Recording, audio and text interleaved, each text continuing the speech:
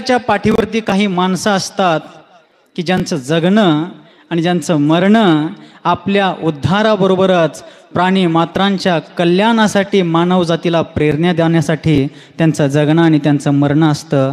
अशाच महनीय व्यक्तित्वाचं नाव आहे ॲडव्होकेट वीराचार्य बाबासाहेब कुचनुरे, ज्यांच्या महानतम व्यक्तित्वाचं स्मरण करण्यासाठी, ज्यांच्या अलौकिक विचारांचा वारसा जपण्यासाठी आणि पुढच्या पिढीसाठी तो वसा द्यावा या उद्देशानं कल्पद्रुम पतसंस्थेच्या संचालकांनी, त्यांच्या कार्यकर्त्यांनी, त्या परिवारानं या ठिकाणी या कार्यक्रमाचं आयोजन केलं. आत्ताच तासभर आपण ज्यांचं वक्तव्य ऐकलं, ज्यांच्या वक्तव्याच्या माध्यमातून युवा पिढीमध्ये नवसंचार संचारला पाहिजे, नवीन स्फूर्ती उतरली पाहिजे, असे मान्यवर वक्ते नितीन बानुगडे पाटील यांनी अत्यंत शब्दबद्ध पद्धतीनं आपले विचार आपल्यासमोर मांडले. एक कुशल वक्ता म्हणून आज ते महाराष्ट्रामध्ये ख्यातनाम आहेत. मीही दीक्षा घेण्यापूर्वी त्यांचं एक भाषण छत्रपती शिवाजी महाराजांच्यावरती ऐकलं होतं आणि त्यातला एक संदर्भ, एक वाक्य आज सांगून मगच माझ्या विषयाकडे वळण्याचा मानस. कारण ज्या गोष्टीकडे आज आपण पाहतो आहोत, ज्याची आवश्यकता आपल्याला जाणवते आहे, त्यासाठी ते वाक्य आज मला या ठिकाणी प्रासंगिक वाटतं. त्यांनी एका ठिकाणी शिवाजी महाराजांचा इतिहास सांगितलं होतं की जो इतिहास विसरतो तो इतिहास घडवू शकत नाही, आणि जो इतिहास घडवतो तो इतिहास विसरू शकत नाही. हा देखील एक इतिहास आहे. आपल्यालाही भविष्यात वीराचार्य घडवायचे असतील तर भूतकाळामध्ये इतिहासात झालेल्या वीराचार्यांना आठवावं लागेल. त्यांचे आचार, त्यांचे विचार समजून घेऊन आपल्या जीवनात उतरवण्याचा प्रयत्न आपल्याला करावा लागेल. मगाशीच आपल्या विषयाचा प्रारंभ करताना त्यांनी सांगितलं, जय जिनेंद्र विषयाचं विश्लेषण करताना त्यांनी सांगितलं की ज्यांनी इंद्रियाला जिंकलं, ज्यांनी मनाला जिंकलं, ज्यांनी स्वतःवरती, आपल्या भावनांवरती विजय प्रस्थापित केला ते म्हणजे जिन. कर्मा रातीन जयती ती जिनः. संस्कृत भाषेच्या विद्वानांनी जिन शब्दाची व्याख्या करताना सांगितलं की ज्यांनी कर्मरूपी शत्रूंना पराजित केलं, ज्यांनी पापावरती विजय प्रस्थापित केला ते म्हणजे जिन. आणि अशा जिनेंद्र भगवंतांनी संपूर्ण विश्वातल्या प्राणीमात्रांच्या उद्धारासाठी रत्नत्रय स्वरूप मोक्ष मार्गाचं वर्णन केलं. सगळ्या प्राणीमात्रांना भवसमुद्रातून पार होण्यासाठी धर्मरूपी अभेद्य नौका प्रदान केली. आणि त्याच जिनधर्माचं वर्णन करत असताना स्वतंत्र भारताचे दुसरे राष्ट्रपती कोण हो? माहिती नाही? स्वतंत्र भारताचे दुसरे राष्ट्रपती डॉक्टर सर्वपल्ली महाराज. जरा स्टार्टर मारायला लागते हो, आणि त्यात 2-3 तास झालं बसलोय, त्यामुळे आता मरगळ आलेली आहे. मी ही फार वेळ लांबवणार नाही, थोडक्यात आवरण्याचा प्रयत्न करतोय. तर त्या ठिकाणी डॉक्टर सर्वपल्ली राधाकृष्णन जे भारताचे, स्वतंत्र भारताचे दुसरे राष्ट्रपती, द्वितीय होते पण विचारामध्ये अद्वितीय असणारं ते एक व्यक्तित्व. आणि त्यांनी इंडियन फिलॉसॉफी या आपल्या इतिहास दर्शक एका ग्रंथामध्ये आपले विचार जैन दर्शनाबद्दल मांडताना सांगितलं, India stands unique in the world for spiritual and philosophical development. The credit goes to the Jains and Jainism. भारताचं आज विश्वपटलावरती अध्यात्म आणि तत्वज्ञानाच्या जडणघडणीमध्ये जे अद्वितीय स्थान आहे त्याचं श्रेय निसंशयपणे जर कोणाला जात असेल तर ते जैन संस्कृती आणि जैन सिद्धांत यालाच ते श्रेय जातं. असं अजैन असणारे, अजैन कुलात उत्पन्न झालेले डॉक्टर सर्वपल्ली राधाकृष्णन म्हणतात. सांगण्याचा मतितार्थ हा आहे, आपल्या लोकांनी, आपण लोकांनी आपल्या संस्कृतीचा, आपल्या धर्माचा गोडवा गायला, मोठेपणा सांगितला, त्यात फार काही मोठं तथ्य नाही आहे. एक अजैन व्यक्ती सुद्धा जैन दर्शनाचा अभ्यास करून त्याचा एवढा मोठा या ठिकाणी डंका वाजवतोय. अशा जैन संस्कृतीमध्ये 24 तीर्थंकर वर्तमान काळामध्ये झाले, हजारो लाखो करोडो आचार्य होऊन गेले. आणि नंतर पुढं ही श्रमण परंपरा जशी जशी पंचम काळामध्ये आली आणि द्रव्य क्षेत्र कालभावाच्या निमित्तानं तिला ग्रहण लागत गेलं.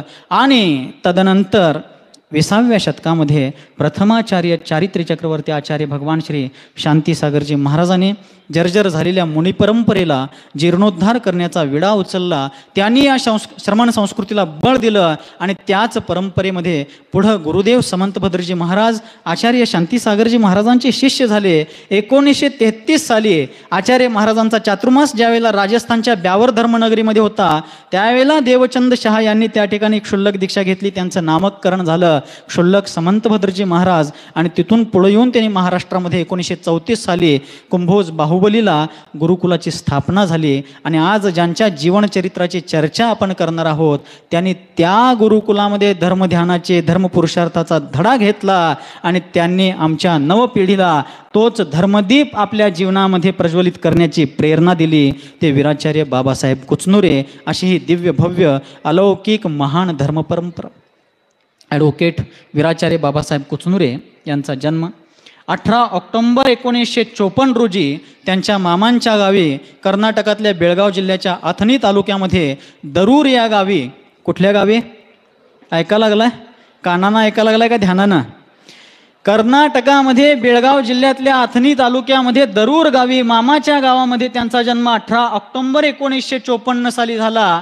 पण जन्म होण्यापूर्वी काही महान लोक असतात, काही विभूती असतात, ती जन्माला येण्यापूर्वीच आपला भावी जीवनाचा पट कसा असेल, आपली जीवनयात्रा कोणत्या दिशेनं जाणारी असते त्याचं काहीतरी संकेत देत असतात. ज्या प्रकारे तीर्थंकर जन्माला येण्यापूर्वी गर्भात येण्यापूर्वी त्यांची माता 16 स्वप्न पाहते, ज्या प्रकारे शांतीसागर आचार्यांच्या सारखी महान आचार्य मातेच्या उदरी येण्यापूर्वी त्या मातेला सुद्धा अलौकिक स्वप्न पडतात, तसंच वीराचार्यांच्या चंपावती नावाच्या आईला सुद्धा वीराचार्य पोटात असताना 3-4 महिने त्या गर्भवती असताना त्यांना स्वप्न पडलं.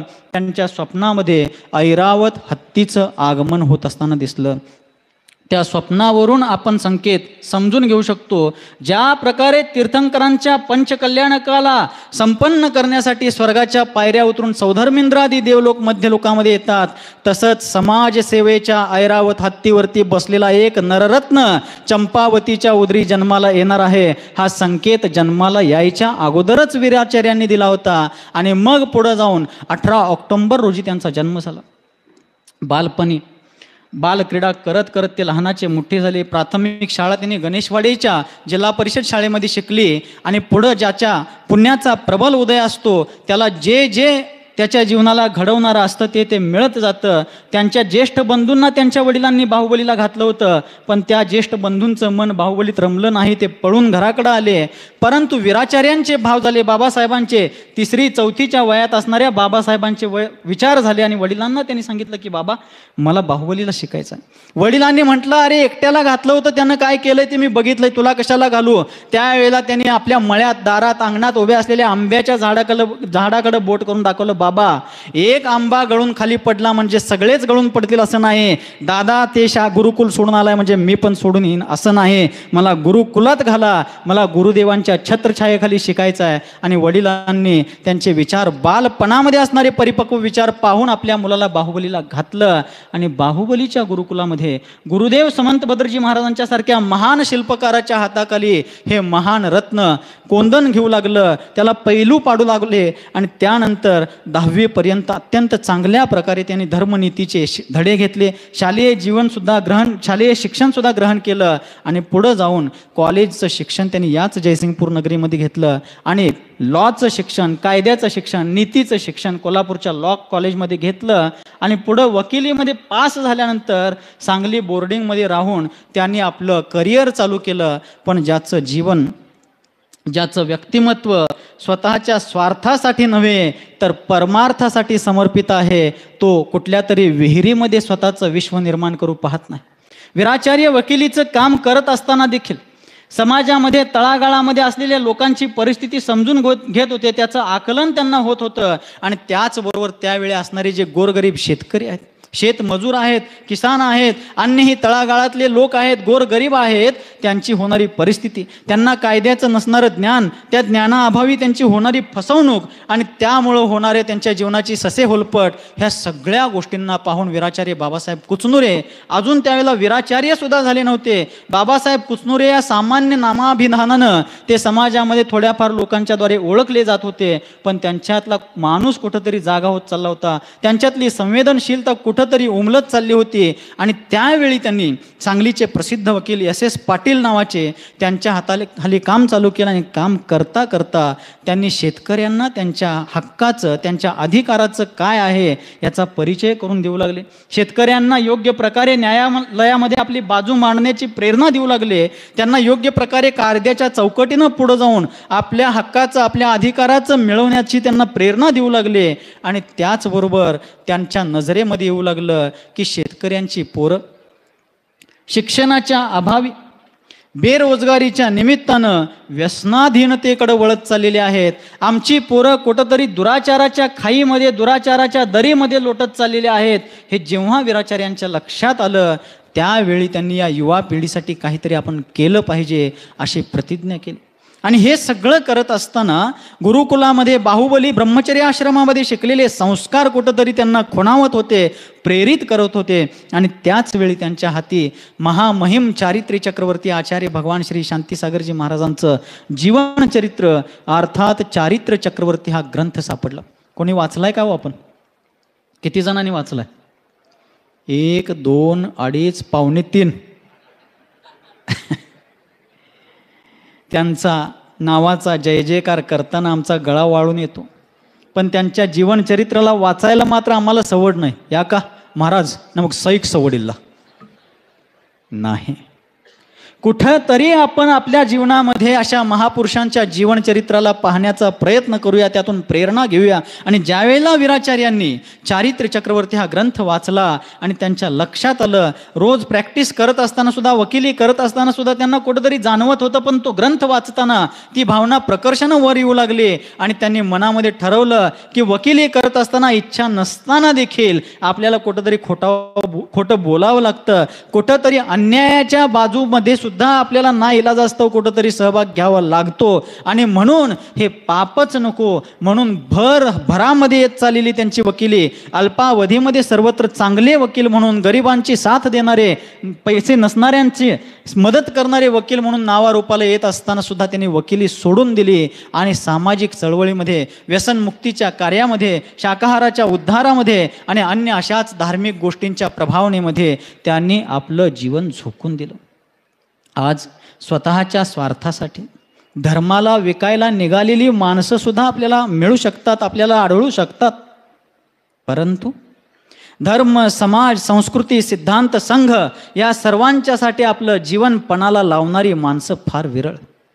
वीराचार्यांच्यासारखी, बाबासाहेब कुचनुरेंच्यासारखी अशी माणसं शताब्दीमधून, शेकडो वर्षांच्या कालखंडानंतर कधीतरी जन्माला येतात. आणि असा हा नररत्न ज्या वेळेला समाजामध्ये, समाज जीवनामध्ये अवतरला, समाजामध्ये फिरू लागला, त्याच्या लक्षात येऊ लागलं की आचार्य शांतीसागरजी महाराजांनी ज्या संस्कृतीला पुनरुद्धारित केलं, असं असलं तरी देखील जनमानसापर्यंत अजूनही धर्मप्रभावनेची गंगा वाहायला अजून कुठंतरी बांध घातले गेलेले आहेत. आमच्या तरुण पिढीला या प्रवाहामध्ये आणलं गेलं पाहिजे. आमच्या तरुणांना धर्माचे संस्कार अजून मिळालेले नाही आहेत, त्यांच्यामध्ये ते रुजवले गेले पाहिजेत. याची जाणीव त्यांना जेव्हा होऊ लागली, त्यांचं मन तळमळू लागलं, तडफडू लागलं. आणि मग त्यांनी विडा उचलला की या समाज घटकासाठी, या तरुण पिढीसाठी काहीतरी केलं पाहिजे. आणि मग वीराचार्य गावागावामध्ये जाऊन तरुण पोरांना गोळा करणं, त्यांचं मार्गदर्शन करणं, त्यांना समाज हित म्हणजे काय, समाज म्हणजे काय आणि आम्ही म्हणजेच समाज, या समाजामुळंच आमचा धर्म आणि धर्मामुळं देश, या सगळ्या गोष्टींचं महत्त्व पटवून देण्याबरोबरच त्यांनी त्या मुलांना निर्व्यसनीपणा, शुद्ध शाकाहार आणि सदाचाराचे धडे देण्याचं कार्य प्रारंभ केलं. असंच एके दिवशी वीराचार्य बाबासाहेब कुचनुरे आष्टा या गावी गेले होते. आपल्या सांगली जिल्ह्यामध्ये वाळव्याजवळ इस्लामपूर रोडवरती आष्टा नावाचं एक गाव. त्या काळामध्येच त्या आष्ट्याला 1.25 लाख आष्टा असं म्हटलं जायचं. अशा त्या आष्ट्याला ज्यावेळेला ते गेले आणि आष्ट्यामध्ये गेल्यानंतर एक एक घरामध्ये जाऊन तरुण पोरांना गोळा करू लागले, त्यांना हाक मारू लागले, मंदिरात येण्याची साद घालू लागले. आणि ते करण्यासाठी घरोघरी जात असताना एका अंगणात, एका उंबऱ्यावरती गेल्यावरती आतनं आजी आली. पाहिलं तर दारात 4-6 लोक उभारलेले आहेत. आजी दारात आलेल्या माणसांना आत या असं न म्हणता आतनंच सांगते, बाबांनो, कालच एका गावची लोक कळस खपवायला आलती, तुम्ही आणि आज कशाला आलाय? म्हणजे गावोगावी पंचकल्याण पूजा असताना वगैरे पावती फाडायला, कळस खपवायला लोक जातात. आजींना वाटलं हे पण कोणत्या तरी गावची कळस खपवायला आलेली पोरं असतील, माणसं असतील. बाबासाहेब कुचनुरे म्हणाले, आजी ऐका लागलाय? आजींना नव तुम्हाला म्हणू लागलं.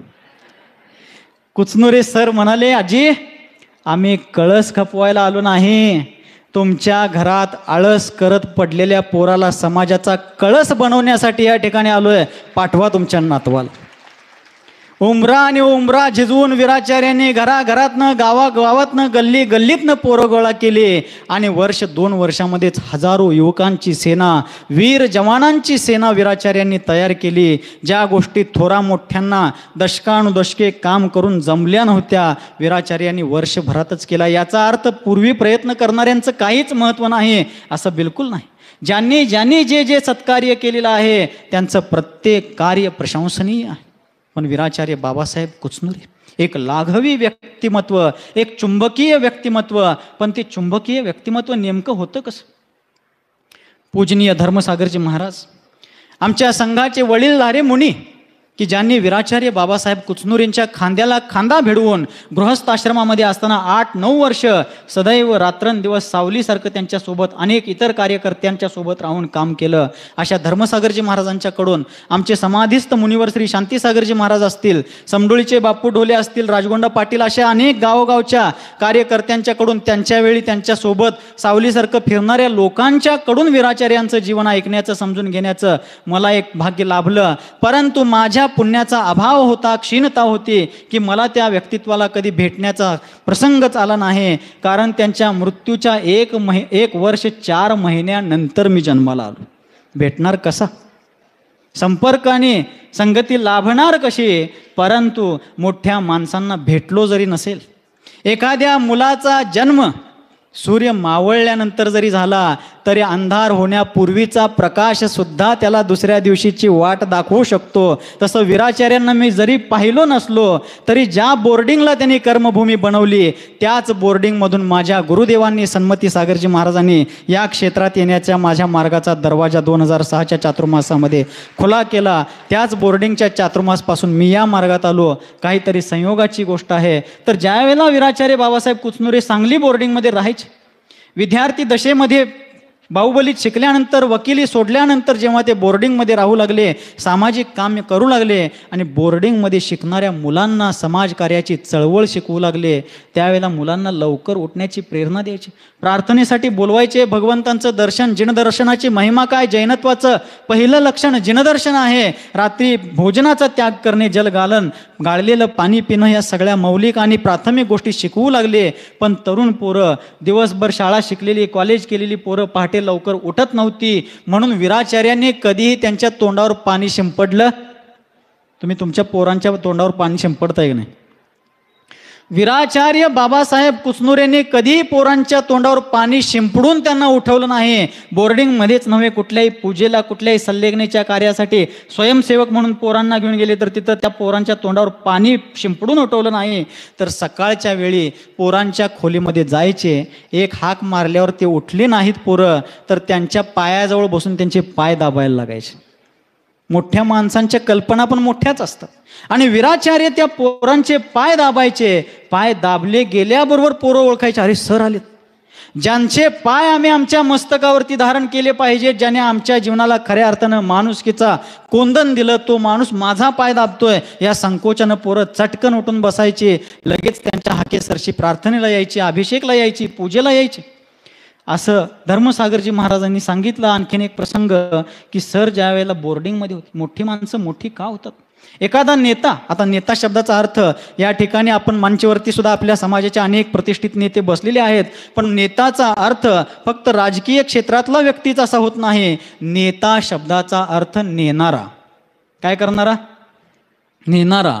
संस्कृत भाषेमध्ये एक नेतृ नावाचा धातू आहे. धातू म्हणजे वर्ब, क्रियापद. नेतृ म्हणजे नेणारा, घेऊन जाणारा. कुठं घेऊन जाणारा? विकासाच्या दिशेनं, कल्याणाच्या दिशेनं, हिताच्या दिशेनं, स्वतःबरोबरच इतरांनाही घेऊन जो जाणारा आहे त्याला नेता म्हणायचं. तर त्या पोराने विचार केला की आमचा नेता, की ज्यानं आम्हाला माणुसकीच्या मार्गावरती नेला आहे, तो आमचं पाय दाबतो आहे. ते पाय दाबण्याचं स्पर्श पाहूनच पोरं उठून बसायचे. धर्मसागरजी महाराज सांगतात की ज्या वेळेला रात्रीच्या वेळेला पोरं झोपायची त्यावेळेला मध्यरात्री वीराचार्य उठायचे आणि बोर्डिंगमधली संडास, बाथरूम स्वतः खराटे घेऊन, पाणी घेऊन धुवून काढायचे. बऱ्याच वेळेला पोरांनी त्या ठिकाणी शोधण्याचा प्रयत्न केला की अरे संडास स्वच्छ करतंय कोण, बोर्डिंगमध्ये इतकेशे कर्मचारी नसताना इतकी सफाई असते कशी.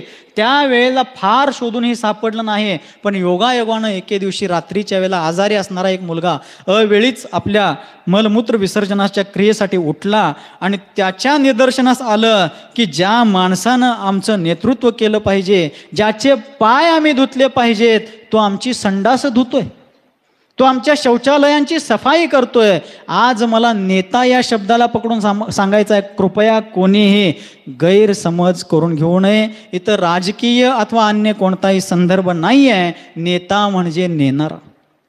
नेता कसा असला पाहिजे, ज्यानं स्वतः अगोदर कृती केली आणि कार्यकर्त्यांना, पाठीमागच्या स्वयंसेवकांना हे कार्य करा रे म्हणून सांगितलं. हे सांगण्याची गरजच खऱ्या नेत्याला पडत नाही. त्याचं कार्य पाहूनच कार्यकर्ते निर्माण होतात. असा नेता म्हणजे वीराचार्य बाबासाहेब कुचनुरे. तो कोणत्याही राजकीय क्षेत्रामध्ये नव्हता, तो कोणत्याही कुठल्याही मोठ्या पदावरती नव्हता, पण जनाच्या मनाच्या साम्राज्यावरती साम्राज्य घडवणारा, एक अनभिषिक्त साम्राज्य करणारा असा तो सम्राट.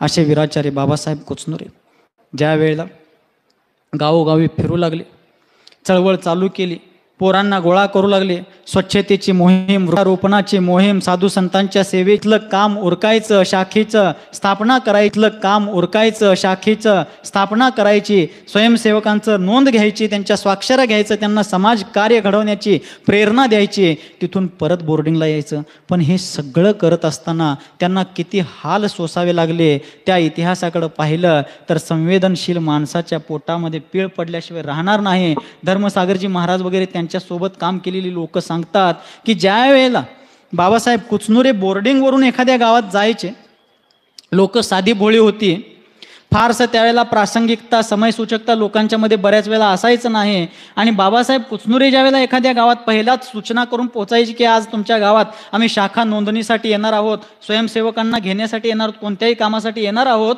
ही सूचना करून तिथं पोचायचे. पण तिथं पोचल्यानंतर काम करून ते निघले तरी सुद्धा तिथल्या लोकांच्या बऱ्याच वेळेला लक्षात येत नव्हतं की अरे सरांना आपण जेवायचं विचारायचं राहिलंच की. त्या गावचे लोक विचार करायचे बोर्डिंगमध्ये